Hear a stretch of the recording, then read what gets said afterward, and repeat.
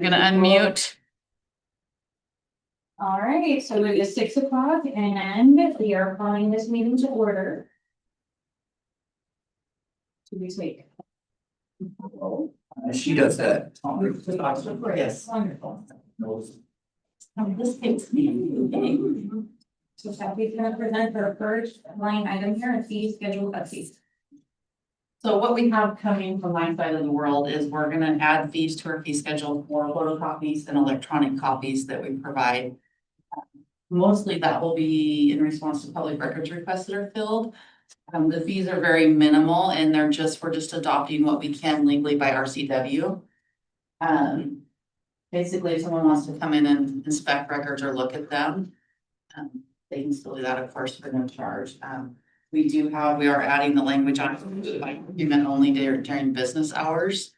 If someone came to the counter and wanted to look at something that was just easy and readily available, we would obviously let them look at that right away. But if they want to look at something that might require time to put something together or schedule a time for someone to sit with that person, because we never turn records over to someone from the public, so we would want to schedule an appointment. If we make photocopies of records, it's 15 cents per page. If we scan records, if we have to scan something and put it into electronic format that's not currently electronic, it's 10 cents per page. Electronic files and attachments that we upload to an email or a cloud as storage device or other means of electronic delivery, we can charge 5 cents for every 4 electronic files. So as you can see, it's very, very minimal, but it will help, I believe, reduce some of the, especially like the bot requests that come through a lot. If they have to pay that fee, you know, it's like I said, it's very minimal. And then also they can be charged 10 cents per gigabyte of data that we upload to those. And that would be whether we do that through the public records request or if someone came to the counter and needed, you know, wanted those things. There are fees for, I'll pass this out, you can take it with you if you'd like. It'll also be in the second meeting, not the next meeting, the second meeting of the month. Larger fees for big maps and that sort of thing. If someone requests a record and they want us to mail it to them, we will do that, but we're gonna charge them the actual cost of postage. We're gonna charge them the actual cost of the envelope. We're gonna charge them the actual cost of the paper that would be, whatever cost we have to mail those. If it's. Go ahead. In reference to that, you're not gonna know the cost of mailing until after you've already done it. How are you guaranteed to get that funding back? Well, we wouldn't send it to them if they didn't pay, but also we have down here also is, if it's a larger request that would be, you know, that would be really time consuming.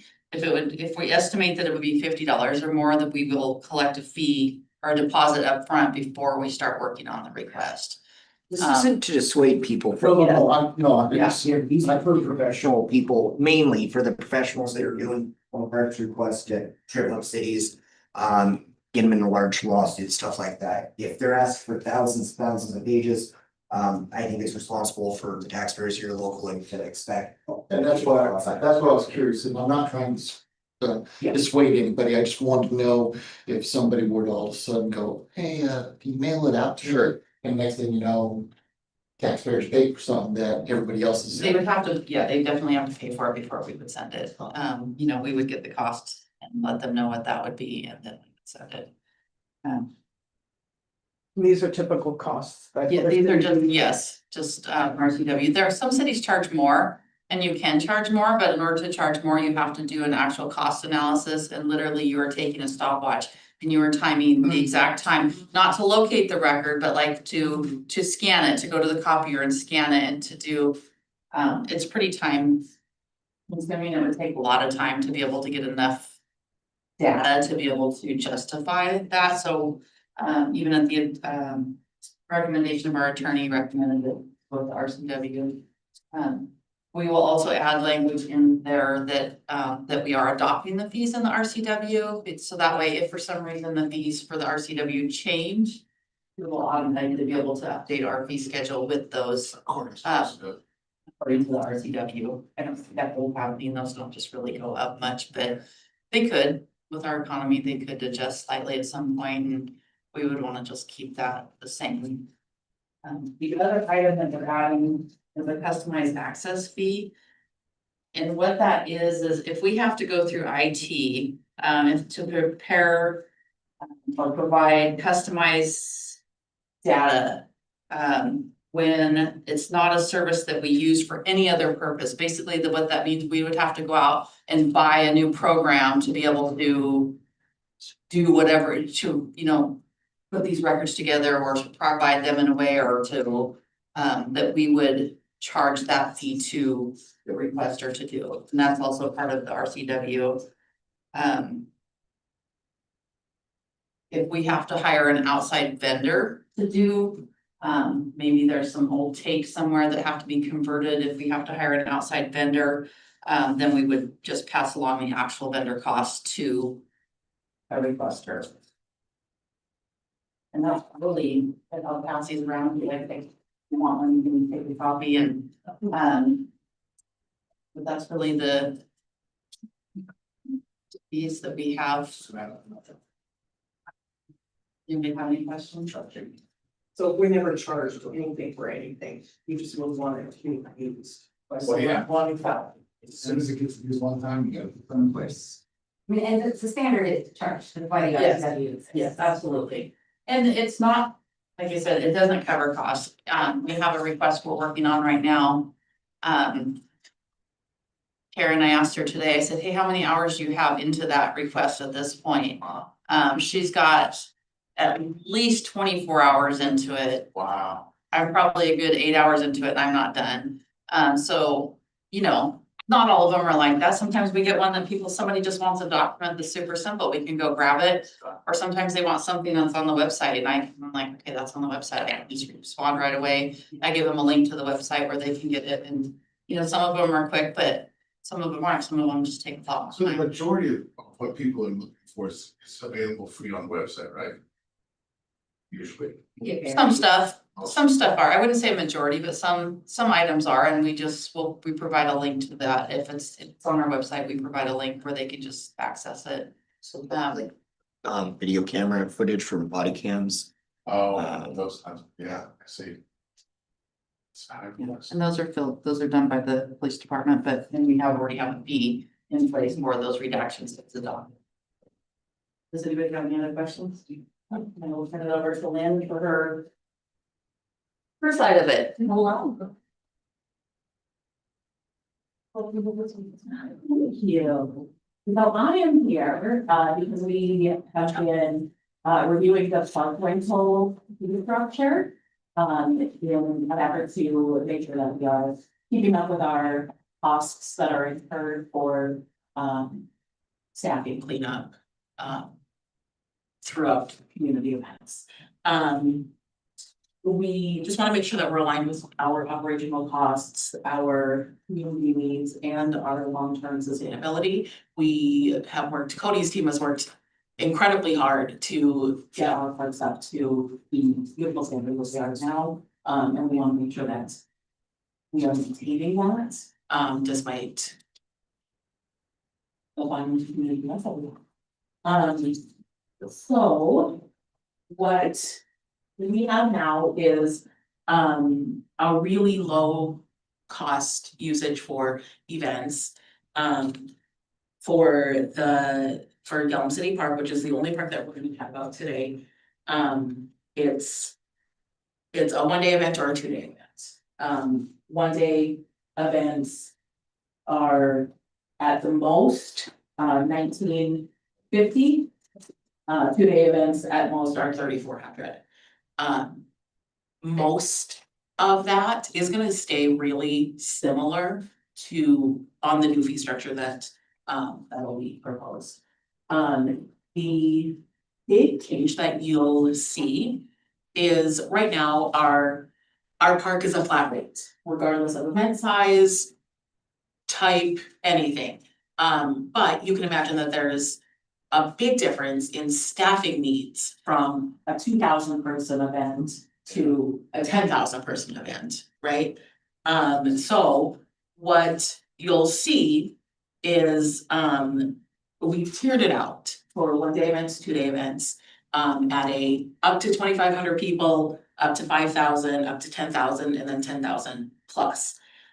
They each have a base rate that corresponds to a designated space on the map. And then there are some additional costs that you would incur if you have a beer garden, you need to use the community center. Those type of things. So on the small side, a 1-day event of less than 2,500 people, so 2,499. Is gonna be a base rate of $400. If they add a beer garden, it's gonna be $500 for the beer garden, and that's to cover police staffing. Because our officers will go more often if there's a beer garden, just to keep everybody safe. And you can imagine that is a pretty high expense that the department would incur. And that's at a 1-day event in just the park and the parking lot. A 2-day event using the park and the parking lot is gonna be $750 and 5,000, or 500 for the beer garden. Now, when we get to the larger events that are using the park, the parking lot, the fitness court, floating down Second Street from Washington to Mosman, going on to Washington, using that parking lot, that's a lot larger of a footprint. That's for obviously a much larger event. And for that, you're looking at a higher base rate, the higher beer garden, because you're getting a lot more space, you're getting a whole big space. Yes, yeah, of course. Real time.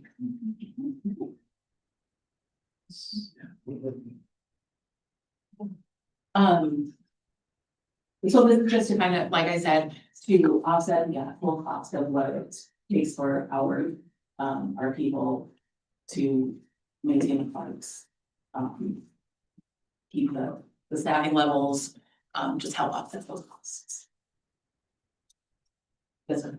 So there's a question that I have on, because I know it's just for space, and there's amenities that come with space like tables, chairs, some of the partitions for like events, like those already included in that rental? So tables and chairs are included with the community center rental.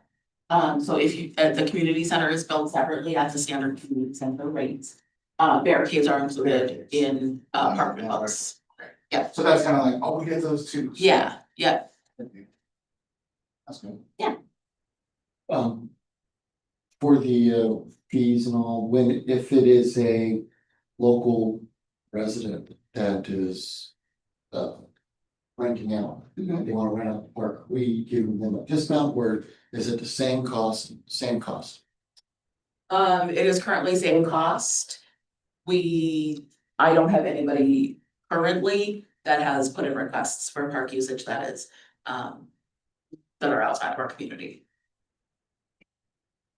What about the normal passerby who just happens to open up a canopy, set up some tables at a birthday party in the park? I mean, it's just. That's still first come, first serve for parties. Unless- This is for community This events. is for community. Yeah, But if they don't know that there's a community event that they. they're gonna find out real fast. Okay, and that sometimes that happens. Yeah, If you're in the park, you can't do that then. Right, right. Yeah. Absolutely. So- yeah, and I do get a lot of calls in my office like, hey, I'm planning my kid's birthday party Right. on June 15th. Is there anything going on in the park that day? And then I'll check the calendar. Nope, everything, I don't have anything scheduled, so it's just you and 42 other birthday parties. Have fun. Cool, all right, yeah, because I know that's cool.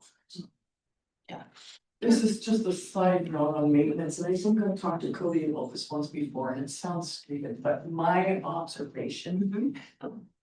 Are the toilet paper that we use in the bathrooms creates so much mess, it's ridiculous. If the paper is so thin, you have to fight to get it out of the folder, and then it's all over the floor, And then the toilets don't flush, and it's like, it's more maintenance than we just have the regular stuff that came with PC.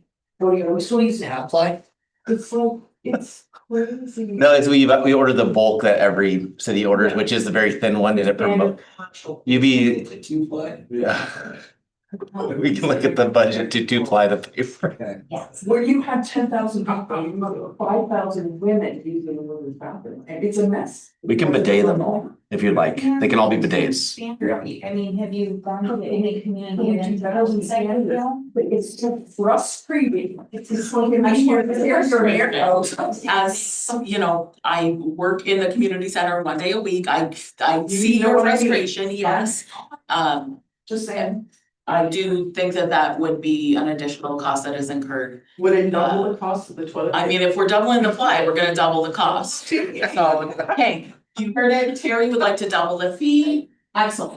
But if you have the use. Anything else on, or I'll have going nowhere. I'll chat more with Cody about That's my our initiative. our findings. Okay, anybody else? It creates double staff. Anything else to say about any of that?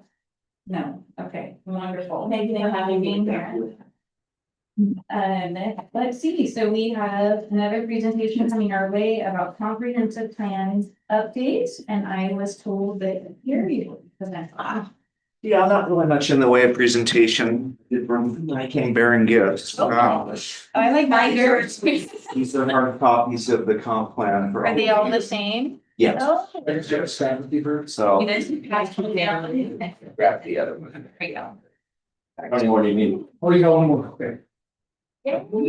And, oh, there we go. But, Oh, yeah, this is really lovely. I can share with you here. And then also,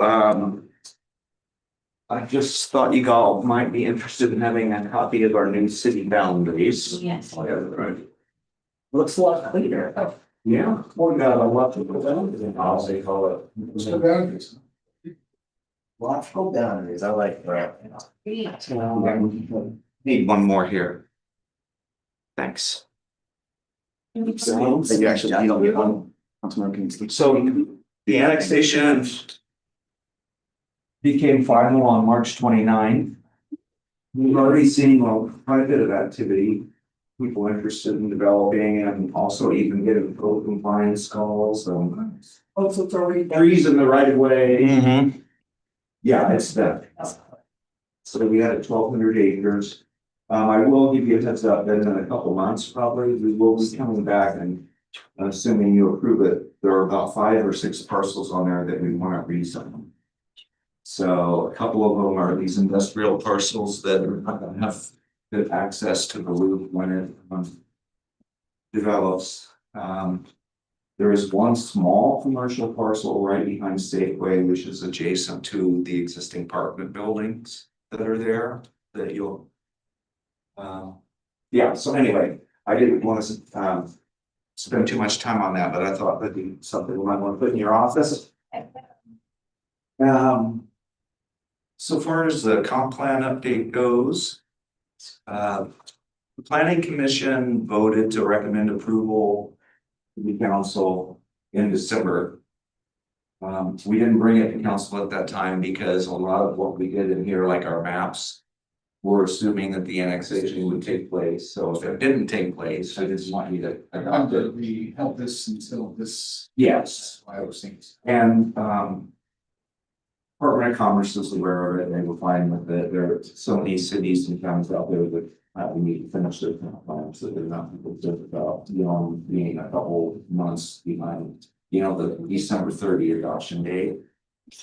Just a few things I'll say about this, one thing I'm really happy about. So our last comp plan was just words. Huh. So we kind of illustrated this one. Pictures. I took this picture. Is this the Quite one? a bit here. This is the one plan. That's the whole plan. See, this could be a little bad. No, actually, the last plan was like 50 some pages and this is 113. Okay. And a lot of it has to do with the fact that we added photographs and we added a lot of graphics to sort of illustrate, like in the housing chapter, for example, just a lot more information that's sort of described visually and verbally. So I'm planning to bring this to council in 2 weeks to seek adoption. And then we'll be done for another 10 years. With this has to be updated every 10 years. We have the option every year to do updates. You're only allowed to update your comp plan once a year. So like, for example, when we do the zoning changes, we may need to come back next year and just do a real minor amendment to put in a new map or something like that. If you look on the inside sleeve here, of the cover, I've provided you with a summary of the updates for the comp plan. Sort of pinpoint, you know, what to look at. Anything that's obviously stricken out was deleted, and everything that's in red is new text. A disclaimer, there are a couple chapters where I just say in that chapter, please go see the chapter because we made so many changes, it's not worth trying to put in a summary. Right. I mean, one great example is the climate chapter, which is brand new for this round of comp plan updates. So that entire chapter is new. And hopefully that will kind of help you. You see the step, Stephanie's looking at the, if you go back one page. Yeah, like the second page of the summary has all the new population numbers. It's good info. We actually are. And after the annexation, we have someone right now doing a census, so we're required to do a door-to-door census. And I expect that we'll maybe get another 1,000. So I guess the only thing else I'll say about this is this particular update. So when you do a comprehensive update, that doesn't mean you have to rewrite your plan. You just have to look at it comprehensively and see if things need to be changed.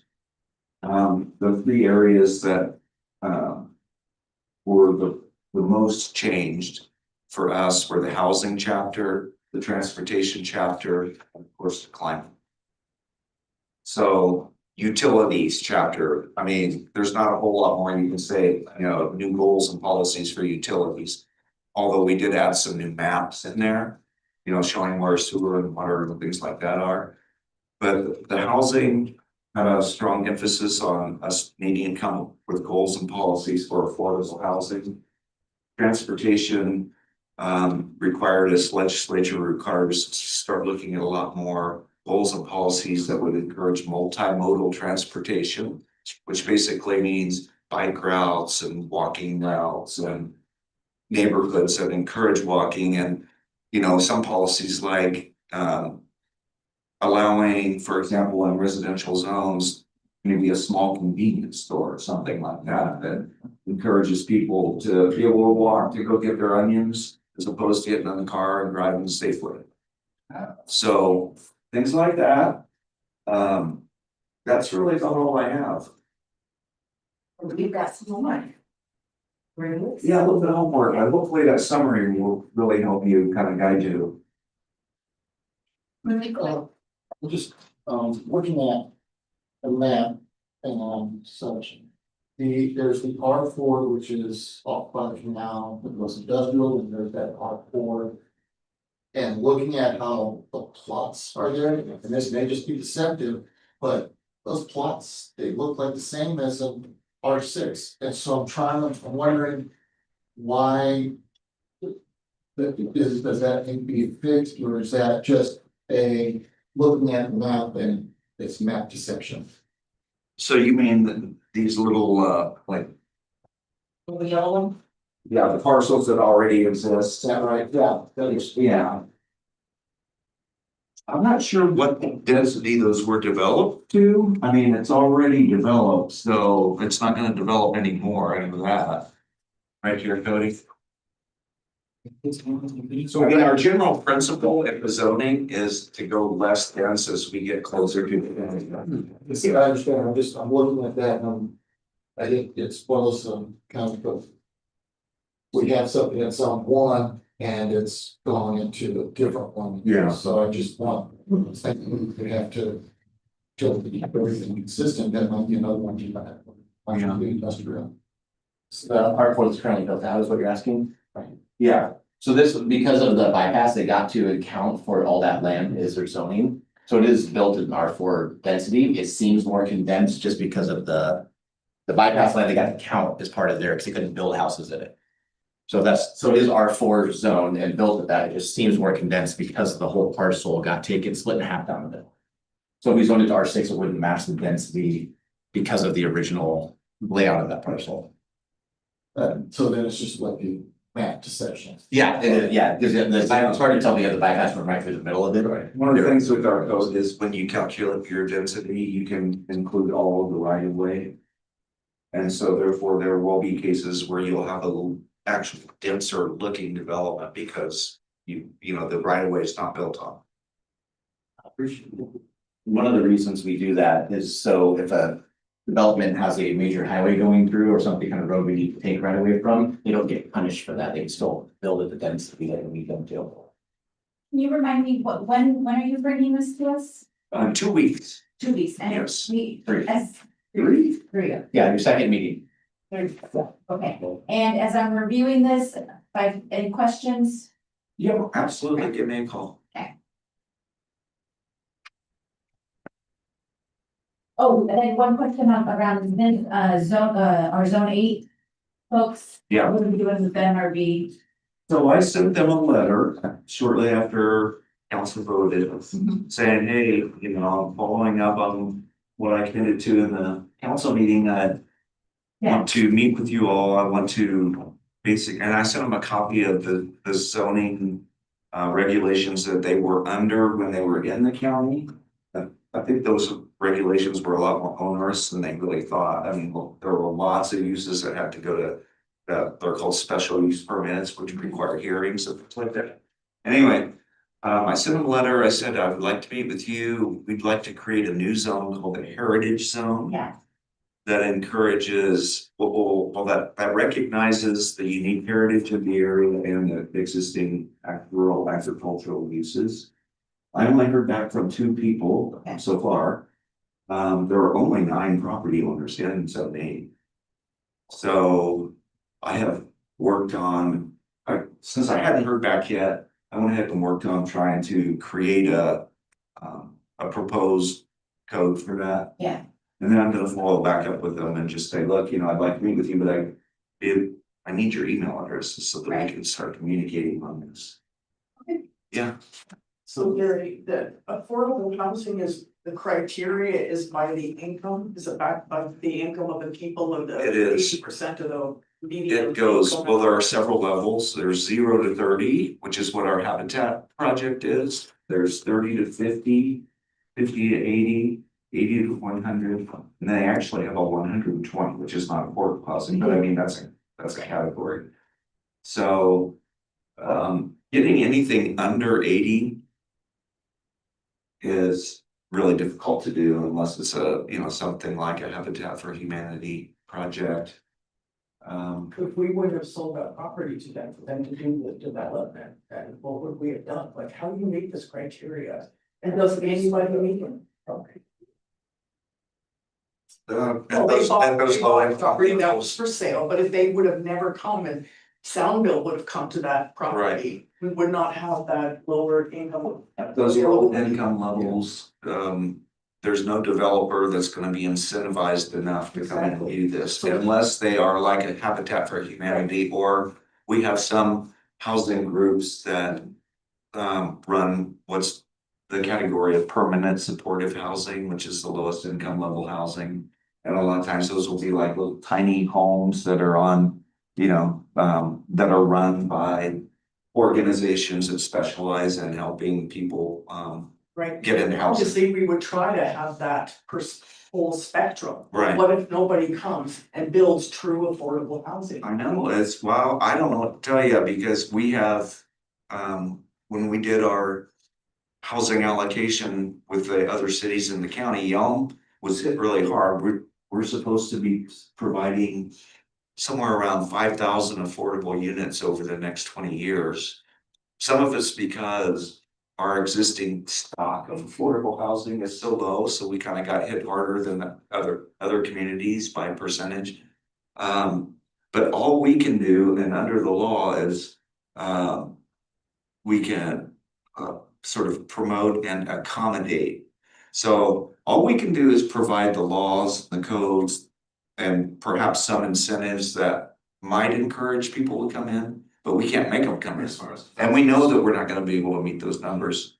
The last time an affordable housing person came in and we tried to flex the codes, they Yeah. weren't good enough. Yeah. So just as long as we're not penalized. for Yeah, no, accomplishing it's something that it's can't be done. tough. I mean, I brought this example up before. We had a subdivision that about 2 years ago now that built 29 houses and 29 ADUs simultaneously, and we're like, Yeah. and it's like 850 square feet and they rent for $2,400 a month. Wow. The duplexes that are going in next to Cody are $2,800.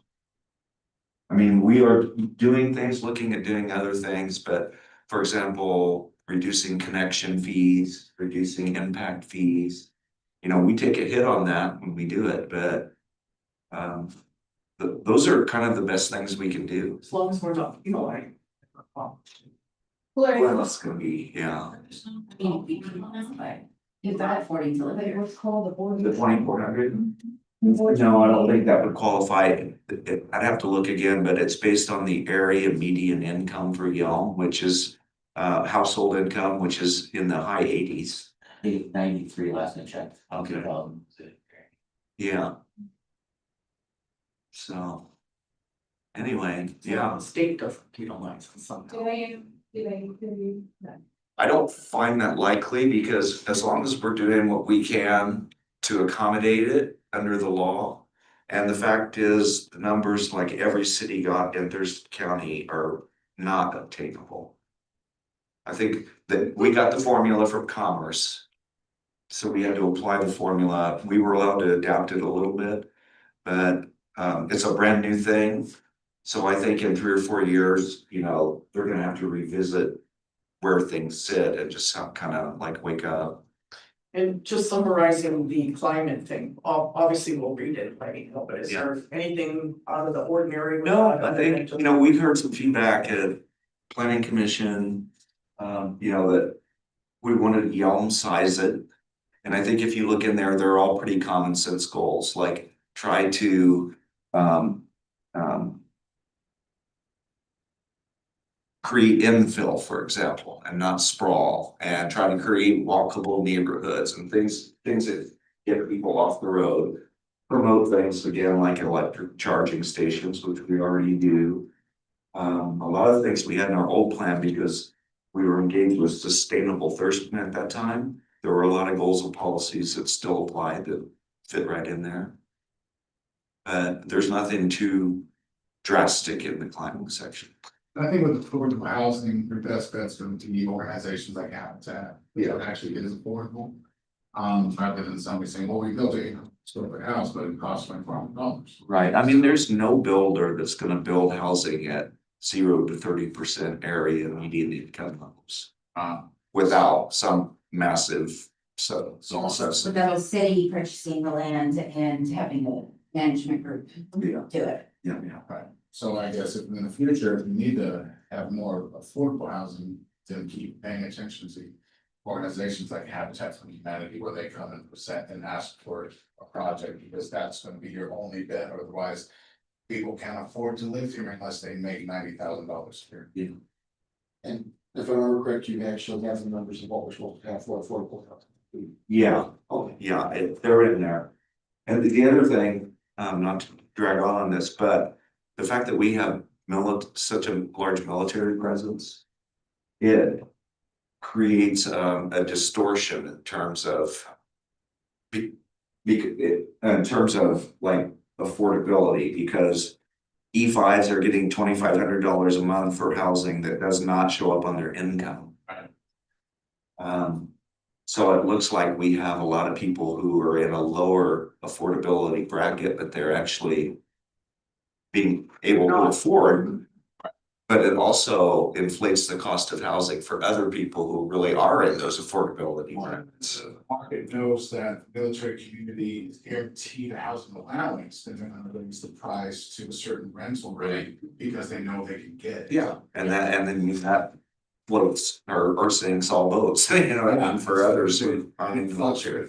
We love military community, but they're giving us stipend for housing allowance, the rest of us don't have those kind of affordability. Yeah, so we are unique there. And as Griselda mentioned about, like, unless we did something of our own as a city, we have our 640, if we wanna do anything creative, be out of the box, we could do that, and our walkability, we have a fresh start. Yeah. Where we could create all this stuff someplace. And we already decided. That is what part was of- important. I mean, I have broached that topic with the developer of the 640 in terms of, I mean, they're still really talking roads and wells and everything. They gave us a very general concept plan for the actual development. But I said, you know, I would like to see an affordability component here. I don't think it'll be anything better than 80%, but they didn't say no, so we're kind of waiting to see what they propose. I was gonna say, just a little help out maybe with the military that we have. Yes, there's the 2,500, but that's to cover 8% of all housing. In other words, house and utilities put together, and then they have BAS, which which is for the food portion, and that is also another one set off to the side. But we need to make sure that if we are going to in some way adjust the numbers in reference to the military, that we recognize what that funding is actually for, because they aren't on post. And so they come out and that covers 80% of the costs to also include utilities, not just the cost of a house. So They're not taxed on they're not taxed on it, and that's because if they live on target price, they would get it for free. So that's the reason why. And so it. So it's not just the cost of the home, it's actually in utilities. yep, the utilities that go with it. That are included in that allowance. Yep. That is something to be very much aware of when you're looking at that number. So. Is there any other additional comments before we move on? You all know how to get a hold of Gary, if you have any questions. So we'll never discuss this as a group yet, you just have to. Okay, sure. Vote or not vote. Yeah, you'll have opportunity at the actual council meeting to discuss it a little bit. If I may recommend that if you do reach out here, we can put it in the PCC, the rest of us. That might be a question if we know or something on the phone. So please do that. What's that? Yeah, you can, I mean, you don't have to, but yeah, it's. I'm asking if you do that, so. This one was this. So next up, we have the beautification grant awards, which will be presented by. Down here this time, so I can have my computer at this level. It'll take just a second. I just turned the camera on, but I can also.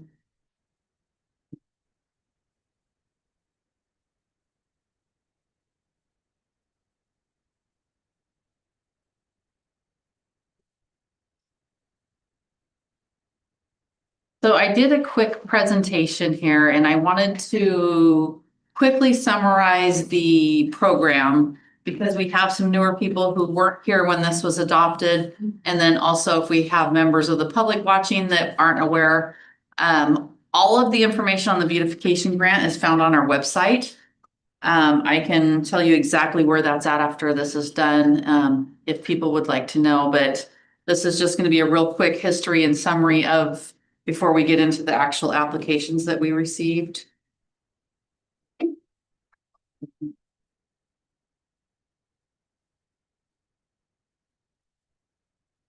Yeah. Okay, there's just a slight pause. So we started this in 2022. Council adopted a resolution and that adopted all of the guidelines of the program. And then in 2023, we did a small update establishing a yearly schedule, so we were consistent with all of our dates, when the application was open every year, so people could look for that. And then also the yearly grant funds are recommended by the finance director as part of the budget process. So when you approve the budget, she has her recommendation in there for each year to approve that. The yearly schedule that we adopted, so we start highlighting the previous year projects in January on social media. We open the application process the first week of February. Applications are due by 5 p.m. on the first Friday of March. And that was easier than putting a date in because a date could fall on a weekend. So since we adopted this, we wanted to put something in that was sustainable, that we didn't have to change it all the time. And it does say on our application and in our program that late submittals are not considered.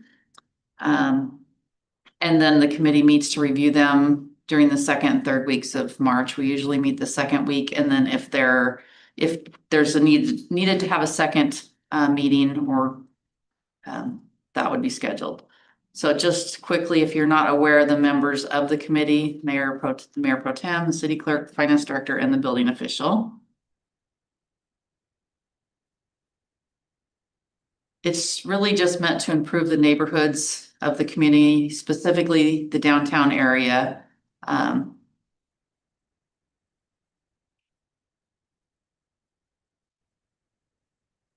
this was pulled from a couple different short paragraphs of the application process, but it specifically says neighborhoods, community groups, local businesses, homeowners, and residents can apply. Some of the examples given in the adopted program are, for residential is community landscape projects. I think we've had a couple of those. Cleaning up common areas, installation of fencing, paths to improve access. We've had that one also. There was a pathway that was improved, giving access for a neighborhood to get to the trail. Commercial, for some of the items that are specifically listed in the document that are examples of items that could be approved. Has the decorative or significant lighting always been on there? Yes, yes. Cool. So we can award up to $5,000 for larger projects or first-time grants. $2,500 for people who have previously received money, so they can get money twice. But if they've received it two previous grant cycles, they're not eligible to apply for future grants. And funds are always awarded on reimbursement basis. They have to complete their project. A city staff member will go out to make sure the project is completed as they project that they applied for. And then they turn in receipts, kind of like the lodging tax. They turn in receipts or invoices and proof of payment for their project, and then we issue them a reimbursement. So we did get 6 applications. Of the applications we received, 1 was submitted after the deadline, so that one was not considered. And then 1 application did not meet the criteria. So of the applications that were considered or that are recommended for funding by the committee, Bounties for Families, and I have a slide on each one. I'll show you a picture of their before. Obviously we don't have, but they would like to do some landscaping and retaining wall pavers over at the city park at the community gardens. The American Legion and VFW would like to put in a new digital sign. La Jatina wants to do some decorative lighting in their parking lot, some string lights in their parking lot.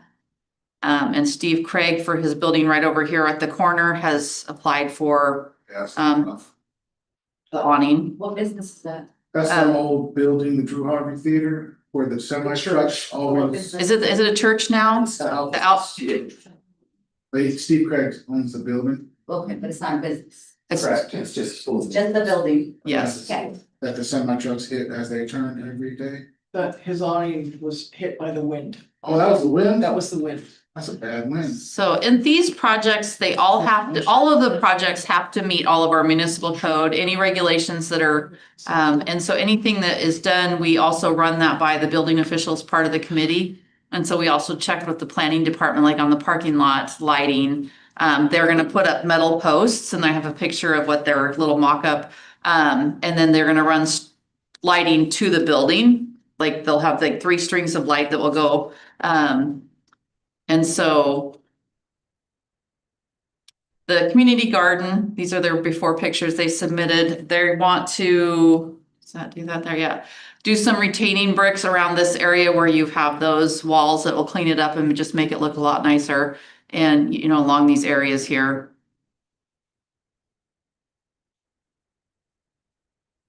The American Legion and the VFW share this facility, and they would like to put in a new digital sign That's not where this one is. That's great. Yes.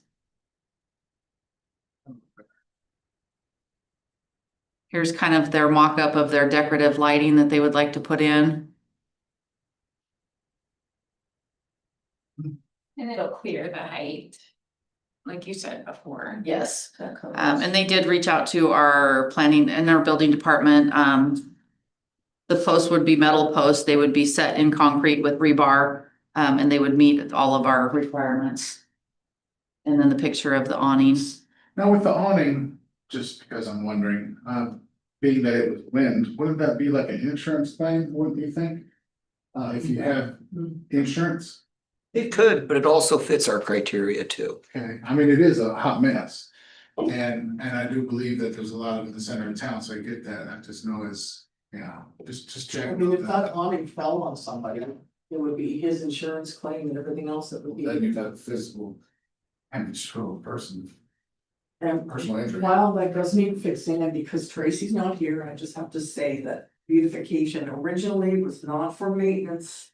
I feel bad for Steve, this is about the 3rd time it's blown down, but he's always fixed it, and this is not exactly the criteria that this was for. However, I feel bad, and yes, it looks horrendous. Well, I would feel relieved to not look at that hot mess. And how long will it take?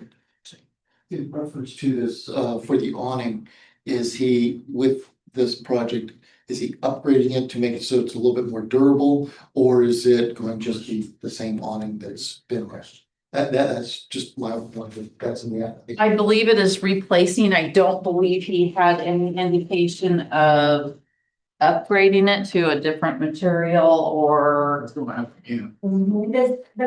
committee votes on these, so like this has already been decided? Well, this is the committee's recommendations for council, and this will be on your next agenda. Oh, for us. Next week, and council will make the final decision. Yes, these are the recommendations from the beautification grant committee. Can council take out one item or do they have to vote it as a No, whole? they can approve them individually if you'd like, or you can, there could be a motion to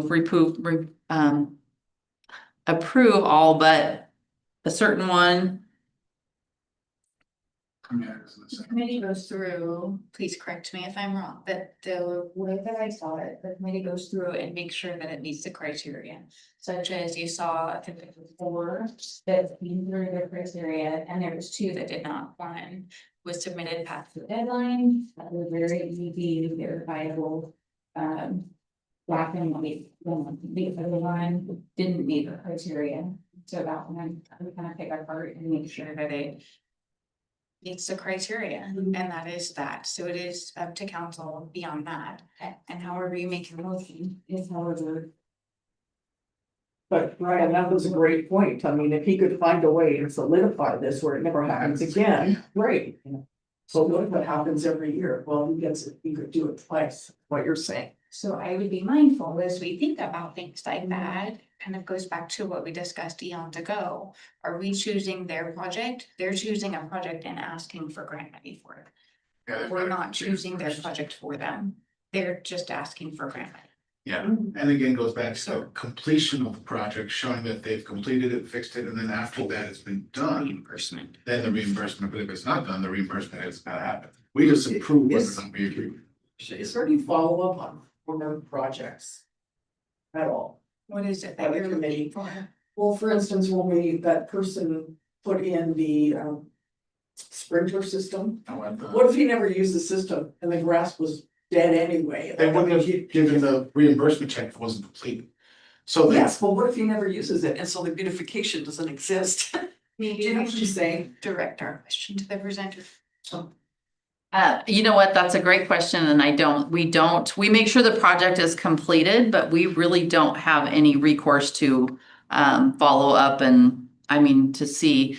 Because we approved them to put in a sprinkler system in that particular case, I don't believe we had any requirements that they have to water their yard and keep it at a certain color. So they did put in the sprinkler system. I think it's all that we take with good intent, that they're wanting to beautify and make things look nice. And I would assume that they are using I can't imagine they would go to all that work and trouble and then not Just use it. saying, oh, well, Yelm water's too expensive, we can't turn it on now, you know what I mean? I just came into my head and shouldn't. I think what might be a good thing with that is just like with with the garden that's in the park. Everybody gets to see that, that's up front and center, and so the community gets to see how that money was invested and what the return on it.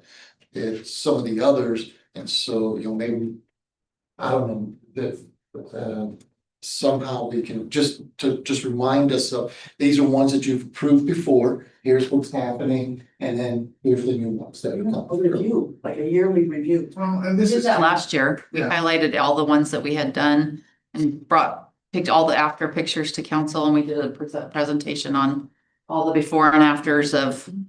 Because I remember right at the corner, when Tibbs Pharmacy did that nice thing they did, they planted all their plants and I think they all died. So it's like, oh, get some more plants. I think they did And have some fixed it. struggles that first year, and then they replanted stuff and, Something to that story, I remember that. But also, like, that's up to us individually as council. Is it not, like, to go, if you wanna go and look this stuff up, Yeah. go pass by it and then decide whether you're voting for it or not. It's not necessarily up to us to decide. If I paint my house and I park my car right there and it ruins the paint, then that's up to me on my own investment, right? So it's a kind of the same thing, like if we help them to get a sprinkler system and they choose not to use that, then that's on them and their property value. We can't force them to use their sprinkler system. We can't force me to not park close to my house and not smudge my paint or things like that, right? Or is it different for you? I think the caution for me here is that this is our tax money. And I understand that there's a criteria, and we've looked at this and the criteria, but just because we've done something one way, doesn't mean that that's how we should continue it, just because that's what's been done. And so I think as individual council members, we can look at these projects individually, apart from what the committee looked at and recommended, and decide on, you know, the merits of my tax dollars and whether I think that my tax dollars should go to fixing something or not. Yeah, and I was thinking with that building too, with Steve Craig's building, you know, I know it's privately owned, but at the same time, it's an historical building. And because it's such a historical building, it's like in the center of town, and I'm driving to town every day. And my eye catches things that are like not symmetrical, things that are not orderly, and I'm just like, oh. So that might, because of the historical relationship there, I think that would be valued better. At the same time, I would look at that and be like, well, don't you have insurance on your property? And to get it Then you fixed. can answer the insurance question, can't you? So I don't know who he has anyway, but he's made a claim for money, he probably has in the past, but the good thing that has brought up was if this is repaired, is it repaired in a way so this doesn't happen again, an upgrade? I also think, and Mayor, correct me if I'm wrong, we had a discussion earlier this year and Councilmember Wood wanted a discussion during the retreat of, let's relook at the beautification grant, let's relook at it, find out if it needs to be changed or anything else like that. And so for some of the questions that are coming up, I think that's when, and as I said, correct me if I'm wrong, that's what I thought one of the topics for the retreat was gonna be. Yeah, absolutely. If council wants to take another look at it, Yeah. why we do it? We're all gonna be looking at that, this is already this year, and then so we'll be looking forward to next year, it's like, we're not standing at the gate, well, I mean, are we gatekeepers? Yes, we're gatekeepers. But we're looking at a thing that we're going, okay, maybe we need to alter this a little bit next year. But then as far as, I think it would not be fair, to try to like stand at the gate and see. Like Gandalf on the bridge, like thou shalt not pass, I mean, it's kind of, they applied, they got accepted, consider it, but we can still vote and say, well, I don't agree with it. So. I think those are really important points to bring up, and I think that's why we brought this to a study session, so we could get get everyone's opinions and weigh in on it, and you have time to think about it. You can drive by the locations if you want to.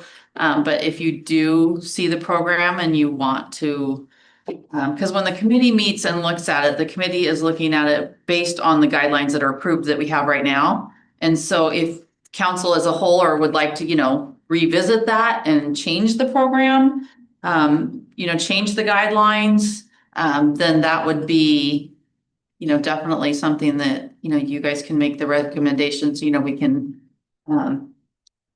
change it up if there's parts of it in there that need to be updated. That would go through the process and come before you at a meeting and Say. Maybe be mindful, look up the actual criteria on the website. It is available, right? And don't confuse the idea of changing policy requirements with not wanting a project done, right? So look at the rules. We don't always have to change the rules just because a project doesn't seem fit to spend our tax dollars on, right? Well, no, I Am I think you're, saying that right? I agree. We're voting. Yeah, well. Yes. Well, here's what we gotta keep in mind, because this is the one thing that sells me on this mostly is the project and the completion of it. Once it's completed, it's like, you know what? You did what you said you're gonna do. It looks fantastic. Good job. Now, if they don't complete it, they don't get the grant. So the incentive is to find yourself in completion of the project. Now, the second question is that project validated when we. That's what Gracie was always saying, it's your responsibility to make your business look like a good business. Well, like for instance, if my Windermere roof blows off or it's just old, I can apply and get a new roof, not even my building. Yeah, oh, it's ugly on the main road, but we need a new roof on that. That's maintenance. $5,000 worth. That's maintenance. I don't think I should be able to apply for that. That's what I said. So let's look at that. At the end of the day, we're trying to make, it's a beautification grant. If you're trying to make things beautiful, I think we should make it as easy as we can for. But he can't do it like that. He's gonna fix it. Well, Why does he have to fix it? Because it's his hazard. But To- that's to not what this account- grant does, that's not what the grant is. That's not the budget ones that we're judging. We're just, it's a grant, you can apply for grants. In so many different places. but as far as businesses go as well, what we need to remember, especially in this community, is a lot of these businesses actually give out to the community. And for them to ask for a little help isn't so bad, because I feel like they give a lot already. And they don't go around talking about how much they give, how much they donate to organizations and other, whatever it is, they do a lot. So, but you're gonna find that sometimes these people who do a lot and give a lot, all of a sudden they're requesting something. It's like, you know what, I see what you've done, I know what you've done, I know you let people use your building and do theater and so, but again, I'm not just having that in particular. I get the whole aspect of having a business and supporting yourself but at the same time, if our city's looking dilapidated, I would hope that we can make it look better. It's on them to fix it and do it and complete it. And if that is done, then I'm like, okay, we did what you said you're gonna do, it looks better. I don't have to drive by and look in the pot. And I can drive by and go to Dairy Queen and be happy to get me blizzard. Sorry. He has some good blizzards there. So we do have this set to be on our agenda for next week, for the 14th, for adoption. So I'm wondering, would it be, Let's just break it down by would you rather see each one individual? Okay, rather than having one, so we'll have each separate one listed on the agenda as a separate action item. Yes. Okay, The best. and then, does anybody have any other questions? It's $30 tax dollars. Okay, thank you. I'll send, I will send out a link, to the website, so you can read the whole, so you can read the whole, program that was approved, so you have that. Yeah. Okay. That's what I just wondering, this is something that I think's been going on for 3 years now. And we're constantly trying to change it and trying to find the right wording, the right fit. the right use of it, so.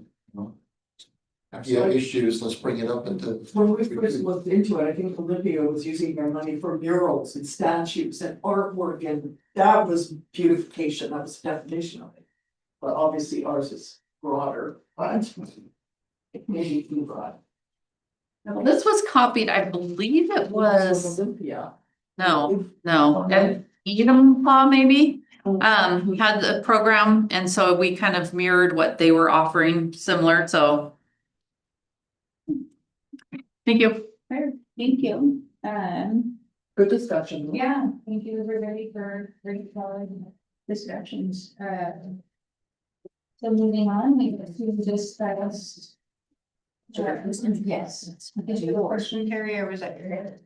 That's the worst. I hate to talk to them. All right. All right. Moving on to retreat, they, like, there. Yeah, I think, he's gonna present what we're gonna put on this.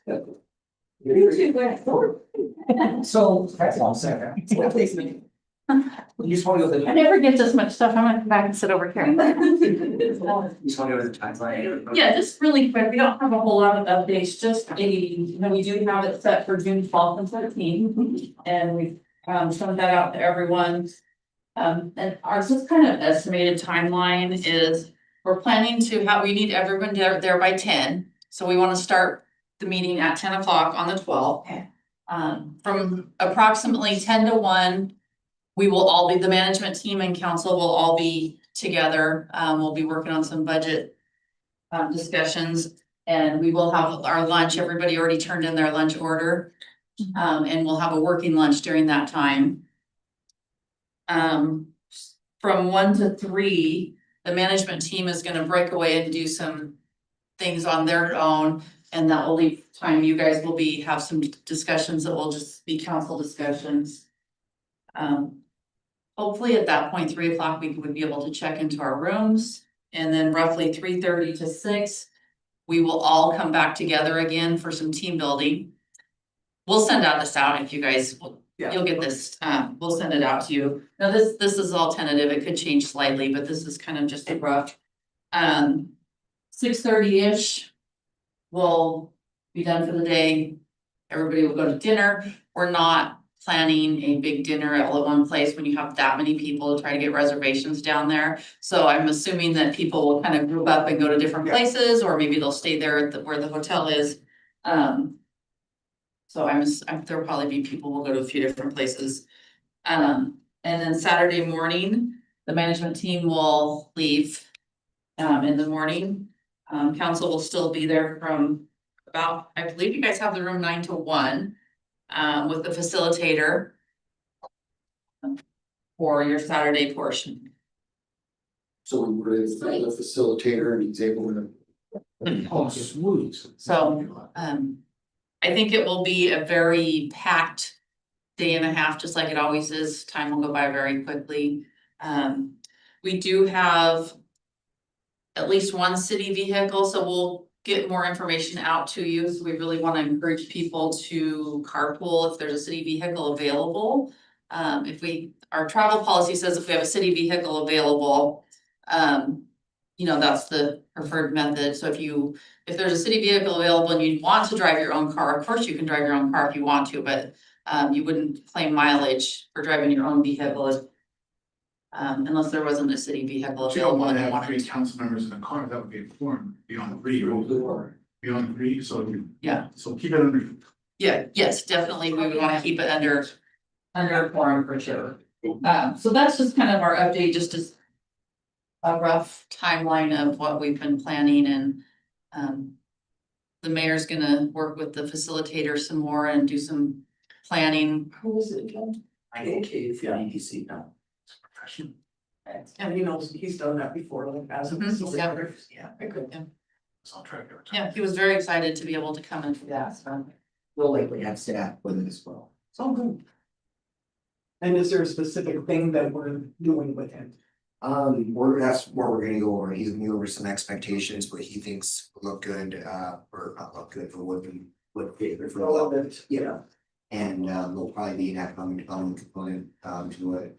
And of course, pools and gym tanks for also small. We need a stone city over here. A stone city, Stone city, like tonight, the ag center. so. He was the one that said that was supposed to be here in Yelm. The ag center, maybe not the stone city. Stone city, it's that building, the new building. Stone city, I mean, that Tinidos is known as stone city. That's what it's called, isn't it? I never heard that. It's, that might be what's, but it's the agriculture center. It's been. Anything more? Says if there's any other questions, concerns about this. I'll send emails out when we get a little bit closer, once we get it fine tuned a little bit more. I'll send emails as far as like transportation and, more of a timeline. No fun run? No. Okay. No. They have a beach, you could. I mean, you could fit that in after dinner. Yeah. Thank you. How many seats in the car, the company car, in the city car? Well, there's 4, but we like a car. We Just a little yeah, car. we would probably say 3 to Like a a car minibus. because we would not want a quorum in there. Yeah, Does that count the driver? Cause that driver's not. the driver doesn't count, No. Morgan Freeman. even if they're a council person. And we may have 2 vehicles, so we'll figure it out and then we'll let you know plenty of time for planning. That's my age, right? I think we're ready to move on to mayor's report. The only thing that I have besides our 640 acre update is thank you, Deb. Is a reminder tomorrow in the evening is community conversation, 6 p.m. at the community center. Starts again, the stations that we have monthly. This time it's an evening at the community center. It's all in that. Meetings are still going on with this 640 acres along with Blue Fern. Cody, do you kind of want to talk about some of the infrastructure type partnerships and what's going on that? Yeah. So our last 2 meetings with Blue Fern, 2 weeks ago, we had a sewer meeting, which was purely about sewer infrastructure and what they need to do up there. They provided us with kind of a plan, a base plan for what they believe their sewer capacity will be, along with, I know it's a little technical, but like lift station design and where they're gonna be at, which is all in line with what we expected to see up there, in the original plan. So we have no concern about sewer, but just they have to provide that information to us and continue that conversation. They did provide that, so we're kind of reviewing and providing feedback about what differences we might want to see. Are we paying for that? No, they're paying for it. So the one difference up there, this real estate agent will know this, but that'll all be gravity sewer up there. So it'll feed into lift stations. Those lift stations will then feed into our main. So right now throughout the city of Yelm, it's all step tanks, if you're aware, which is pressurized main. This will be gravity, which is much more convenient for us. The only thing you want to do is I&I, which is infiltration, like when it rains, because it's gravity, it can leak into the pipes, and then you actually have to treat stormwater, which is a little bit wonky. But what we've had since it's on the 640, not the rest of us. We have 0 I&I right now, which, to give you an idea, we met with Ordine about a month ago, and during the flooding, that like massive flooding they brought in millions of gallons of rainwater, and they were treating that. So their normal capacity is about 400 to 500,000 gallons a day. They're treating 2 to 3 million gallons a They're day treating it at their. at their plant, because they have so much I&I, it's infiltration. A good system, a new system won't have an I&I, but a system ages, it gets I&I. Manhole covers, like water leaks through the manhole covers, other things. I wouldn't expect I&I to be a problem in our lifetimes up there, but the future people that are here will probably need to be aware of that, 20, 30 years where the pipes start eroding and you have I&I coming. So it'll be something to keep aware of. But everything else lift station wise, very normal, very common, very easy for us to maintain. So we're excited about that part of it. Part of it doesn't need power. Yeah, the individual homes will need power for that. The lift stations do need power. They'll have to have generator backup too. The one downside of the lift station is if we'll have to have backup pumps inside the lift station. If the lift station goes down, the sewer can't go anywhere and then it backs all the way up. That's why you have a lift station. They have 4 to 6 pumps. So that way you have backup in case one goes down. And this infrastructure is being provided by Blue Fern now. It's not. Yeah, it will be installed with them. Okay. Are they going to be having the grinders put in? Is that what the change is? Are they going to be with that change, or are they going to be with the step septic that we have now? No, they'll be gravity completely. So they won't have grinders. It'll be literally your toilet will go to a pipe that'll run to a main. It'll just flow down like Ninja Turtle style, New York. So yeah, just to make it's a whole different system. Most cities have that gravity. Gravity is very common. We were really flat starting out. The 640 has the benefit of being higher elevation, so it can all kind of go into one area. Now, there could be some areas of maybe the 610, the other, which might need some step tanks where you have to have force mains or pressure to push it up a hill. But the 640, they can work it in a way that it all gravities into a section, which is awesome. So that was 3 weeks ago. That's exciting to hear. The last thing we just met on Friday about transportation, so all traffic. They had proposed there's about 7 intersections, I think it's actually 7 exactly, that are going to be affected by this 640 development. They have to provide either examples of what improvements need to be done there or when they're gonna do those improvements. So to give you some of those intersections and cross streets. Tahoma Boulevard and Tornado Alley was one. They're proposing some kind of intersection there, either a light or a roundabout. That's where the high school connects. Toma Boulevard and 510, that's right next to the medical plaza. They're proposed, they'll have to provide something that didn't tell us what, but they might have to provide some kind of thing. I would imagine that could be a different timing on the light itself, because all this traffic's gonna be going down Toma Boulevard, or it could change it to a roundabout. Nothing for sure on that. 93rd and Burnett Road. So there, we wouldn't think it's gonna provide a lot of traffic, but eventually that road will punch through to 93rd. Toma Boulevard, and then they'll be able to take 93rd. So they're proposing realigning 93rd and Burnett to turn into a roundabout or a signal, which is something we had on our radar.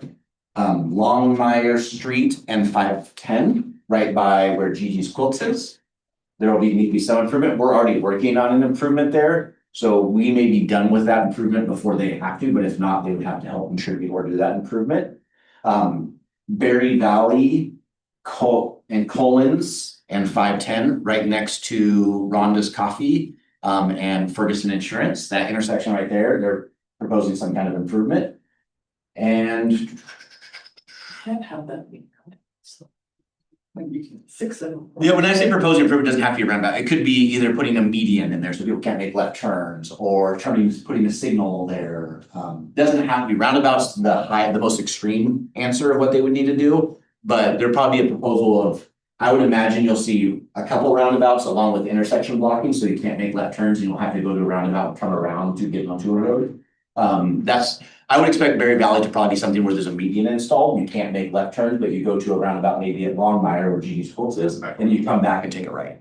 So you'll see a lot of that, we'll have, and you see that in bigger cities where you can't cut across roads, there's roundabouts, you have to go to the next roundabout and come back and turn right. Traffic form. Yeah. There's one more final intersection they kind of looked at, which is kind of way off the project map, but it's still something to be aware of, is Mosman and 510. Or sorry, no, Mosman and 507. Mosman and 507, where it connects, where we just built that new road, and it connects right over here. So they looked at that, and maybe it was originally a long time ago supposed to be a roundabout, and it got turned into a signal over here. So that may go back to a roundabout or just depending on the signal. So. And then with all of that, it's a phasing approach, so they'll have those, when those upgrades have to be done. So some will have to be done before the first house can be built. Others, hey, when we reach 500 houses, we then have to do this upgrade. And others, when we reach this phase, we then have to do this upgrade. And that also includes when their punch through has to happen to 507. So they'll have, that timing will be incorporated as well. Like when we reach phase 3, we then have to have that connection to 507 over by Rainier. We have to have a connection built or we can't build another house. So those are all what are the continuity things, right? Once this does this, it has a certain impact on traffic. Right. Once that's done, we have to do this. That's how we get development done. That's how traffic gets improved, is they have certain factors that then fail the intersections or ruin the intersections. So they have to fix those problems before they become problems. And this does take into account the bypass. So they are taking into account that the bypass is built, because we're talking the first house won't be up there until probably 28 at the earliest. So by then the bypass should be finished. If there's a case, maybe the loop gets pushed back or whatever, I don't expect that to happen, but say that they would have to reevaluate for the loop not being complete, but they're aware of both of those scenarios. But it was all traffic on Friday, and that's a big lift, because these are costs to them, right? We're not gonna be doing these intersection improvements, it's intersection improvements they're going to do, and they have to prove to us that those intersection improvements will fix the traffic issues they're creating. Sounds great. Yeah. You Still no word from PD on anything. They're trying to reach out. I know often, I know other developers are trying to reach out as well. Still nothing. The best scenario again would be if the PD jumped on board, but Because of there's a lot of concern in reference to traffic and new developments. Is there a way that we can get somehow information on the website, a map of saying, hey, that this is something and it's going to be, its concern is this company, not Yelm City, so that people can kind of see that before they get to a certain point, they've already got to put these things in play. I just think it'd be something to really help our residents out, if we can do it online. Yeah. So they can go to it, and, Before they actually start building, we will put some sort of timeline on it. They'll have some of the us for, we'll try to be as transparent as we can, putting that on the website. Making sure people know as much as we can let them know. as I say, just, I've seen a lot of discussion, a lot of concern, and I have faith that I still remember your report given late last year about traffic, the 20 years that we've increased a great deal, but our traffic is still flowing exactly the same.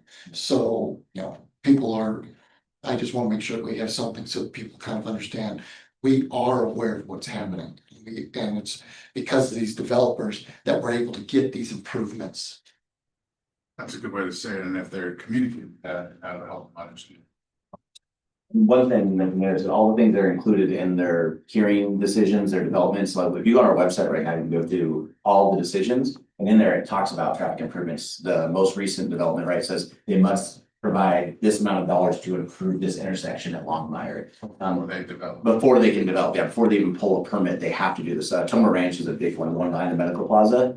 It says in there, before they start construction, they have to provide $950,000 to improve Longmire intersection and add a roundabout. So it's always in there. It's just, I know it's hard for people to find, you have to go through and find all the decisions, but everything traffic related is in decisions, and it will be included, just like the mayor said, in this one. It will be, you'll get a no breakdown of windows and doors. Because they see development, they don't think anything about traffic, and yet in order to have development, you have to assess traffic before development. Correct. Which they don't. Yeah, and most people don't, it's not a common thing to know, you just assume the way things are being built, that it's just happening, but it's like you said, they all have to do that report. And what's next after this? What's the next step after they figure this all out? So kind of right now they're going through the base. Their plan is to submit a conceptual design to council. They wanted to do it this month. I don't know if that's still their timeline. They want to submit a conceptual to council, which goes to council for approval. It'll include kind of zoning, what they want to do, their areas of it'll kind of create this map for the 640. You'll see different zoning areas up there and different requirements, and then if council approves that, and then they continue to move forward with their master plan. If council denies that, then they go back to the drawing board. What did we miss? What did council want to see? They've listened to what council said, the public service committee has said, and they're taking those things to heart with, commercial development mixed with residential development, having a mix of uses. So, adding some cool that I would call cool things, or I think they're like catches that'll make people want to go there and live there. So when you see that conceptual, I think you guys will be happy. We haven't even seen it yet, but they are working on it. So I would expect to see that in the next couple of weeks or months. So That would be the urban design type planning part. yeah, I mean, a very high level design of what it is zoning. It wouldn't show you like, hey, here's this house and this house, but it would show you this is residential zone here. Here's the park that's going to be next to it. Here's open space, something So like if that. we're prioritizing like walkability, that is another level that they put after the high level conceptual that we would have to approve. Correct. Yeah, you'll get, so once after the conceptual goes through, then they'll take the conceptual back, and they made, like Tomatera, when they did their master plan, they submitted both conceptual and their final at the same time.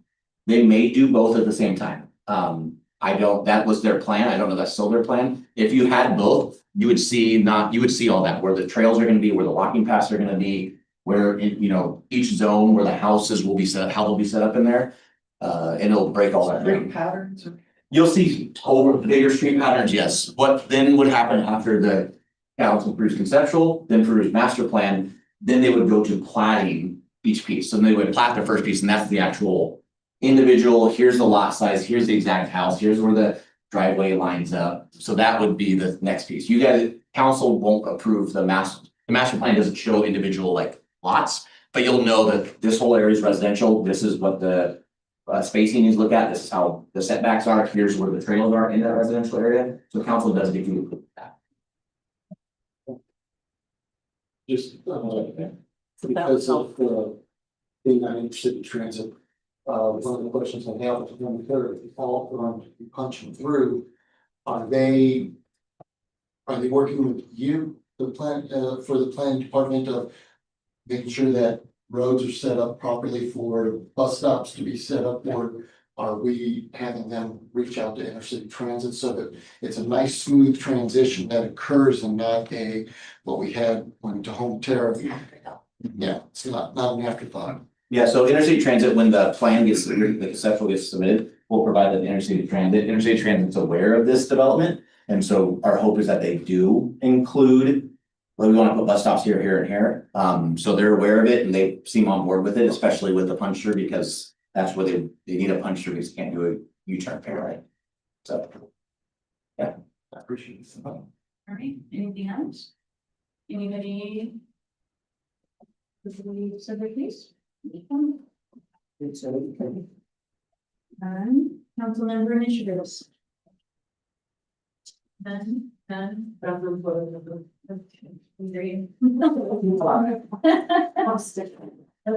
Well, nothing else to be said or shared, and I don't think we've had a wonderful meeting, and we'll adjourn at 7:20.